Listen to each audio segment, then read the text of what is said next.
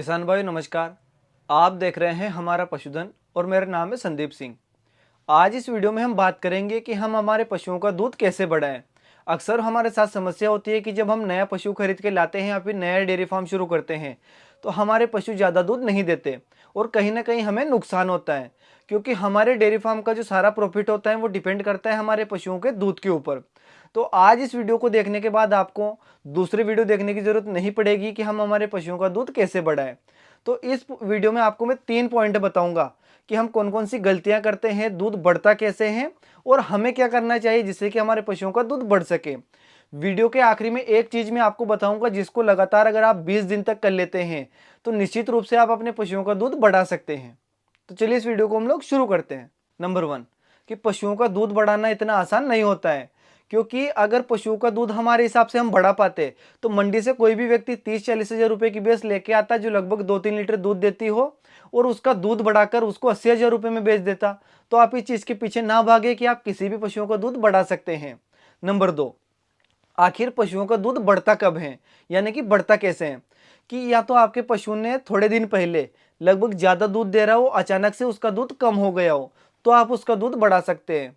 या फिर आपने खुद ने देखा हो कि आपकी भैंस पहले 7 लीटर दूध देती थी और अब कहीं ना कहीं वो उससे कम दूध दे रही है तो आप उस भैंस का दूध बढ़ा सकते हैं। ये नहीं है कि आप किसी भी पशुओं का दूध अपने हिसाब से बढ़ा देंगे।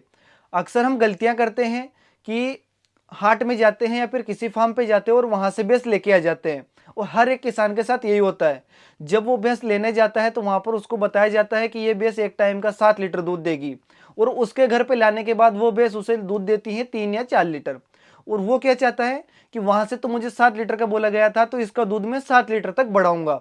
और उसके बाद वो तरह तरह की वीडियो देखता है, तरह तरह के लोगों से बात करता है, कहीं ना कहीं टोटके करता है, तो उसके पीछे अपना समय ही बर्बाद करता है, अपने पैसे बर्बाद करता है और उसे रिजल्ट में कुछ नहीं मिलता। तो आपको क्या करना है, आखिर दूध बढ़ेगा कैसे? तो चलिए हम आगे बात करते हैं। आपके पशुओं का दूध 3 चीज़ों पे डिपेंड करता है, ब्रीड, फीड और मैनेजमेंट। ये 3 चीज़ें अगर आप सीख गए तो डेयरी फार्म में आप कभी फेल नहीं होगे और ये समस्या आपके साथ कभी नहीं होगी कि आपका पशु कम दूध दे रहा है। वो कैसे, चलिए हम बात करते हैं। सबसे पहले अगर आप दूध बढ़ाना चाहते हैं, डेयरी में सक्सेस होना चाहते हैं, तो आपको ब्रीड अच्छी रखनी होगी। सीधी भाषा में अगर हम बताएं तो आप ऐसी भैंस लेके आए जिसकी माँ ने ज़्यादा दूध दिया था, जिसके बाप का जो रिजल्ट था उसकी माँ का दूध अच्छा था।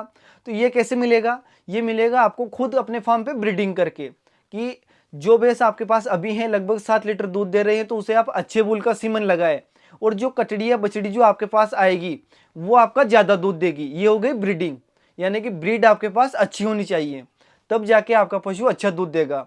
दूसरा है आपका फीड। फीड यानी कि संतुलित आहार। ये कैसे आपको बनाना है, चलिए हम बात करते हैं। सबसे पहले आपको ये सोचना चाहिए कि हमारे पशुओं को आखिर किन किन न्यूट्रिशन की जरूरत होती है। तो पहला है कार्बोहाइड्रेट, दूसरा है प्रोटीन, तीसरी है फैट और चौथा है मिनरल।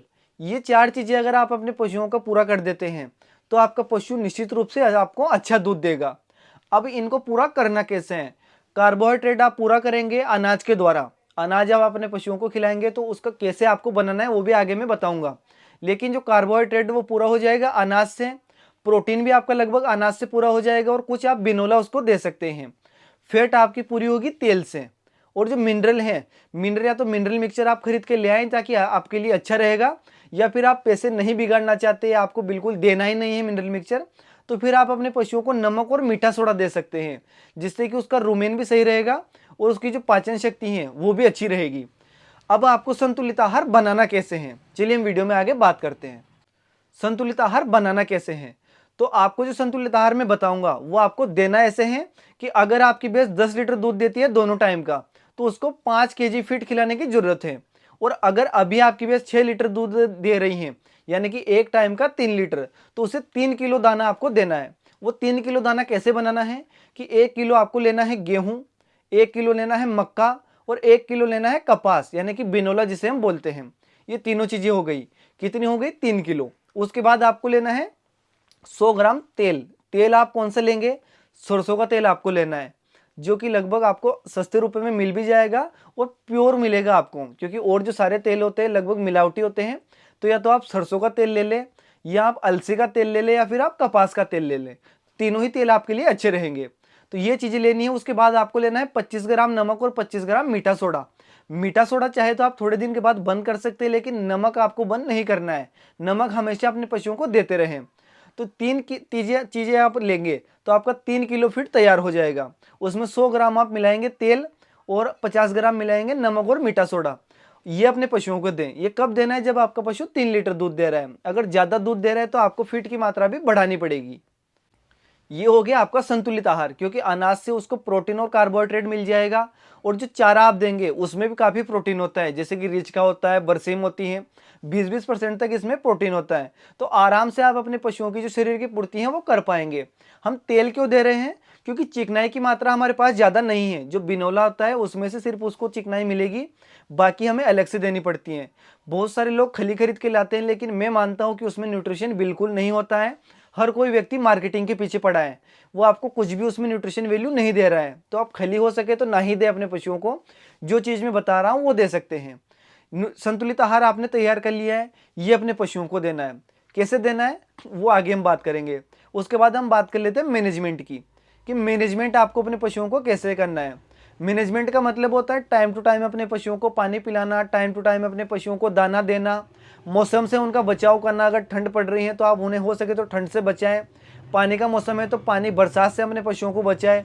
गर्मी का मौसम है तो गर्मी से अपने पशुओं को बचाएं। ये हो गया आपका मैनेजमेंट।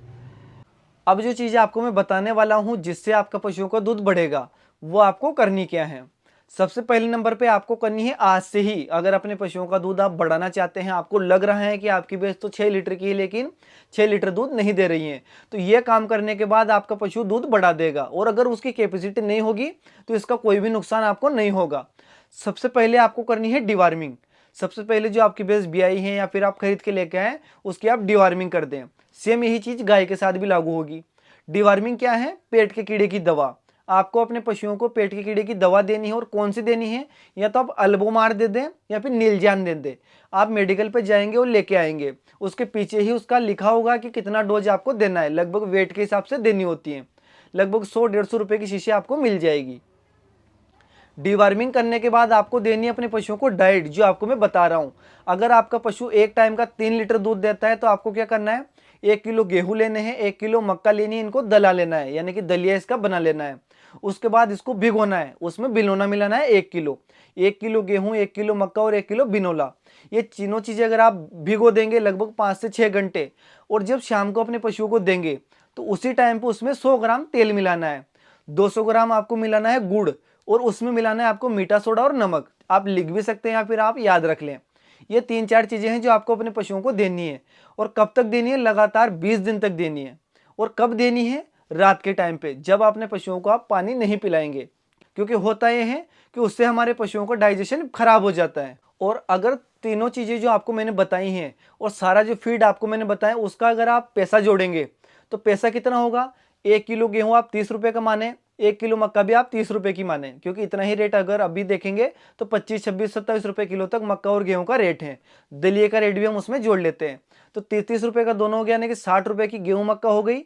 और बिनोला है अभी 42 रुपये किलो, तो 42 रुपये का आपको हो गया, तो 102 रुपये का आपका टोटल फीड होगा। 100 ग्राम तेल आप जोड़ेंगे उसमें लगभग 15 रुपये का, 10 रुपये का आप उसमें जोड़ेंगे नमक और मीठा सोडा।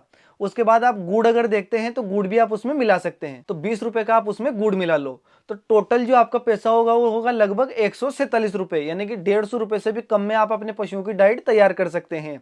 और अगर आपका पशु ज़्यादा दूध दे रहा है और ज़्यादा आप बढ़ाना चाहते हैं तो ये पशुओं का डाइट जो है आपको वो भी बढ़ानी पड़ेगी। तो मुझे उम्मीद है आप लोगों को वीडियो पसंद आया होगा, जानकारी आपको अच्छी लगी होगी। बिल्कुल भी अपने पशुओं के ऊपर टोटके ना करें। ये जो चीज़ें आपको मैंने बताई हैं ये लगातार 20 दिन करके देखें, आपको जरूर रिजल्ट मिलेगा।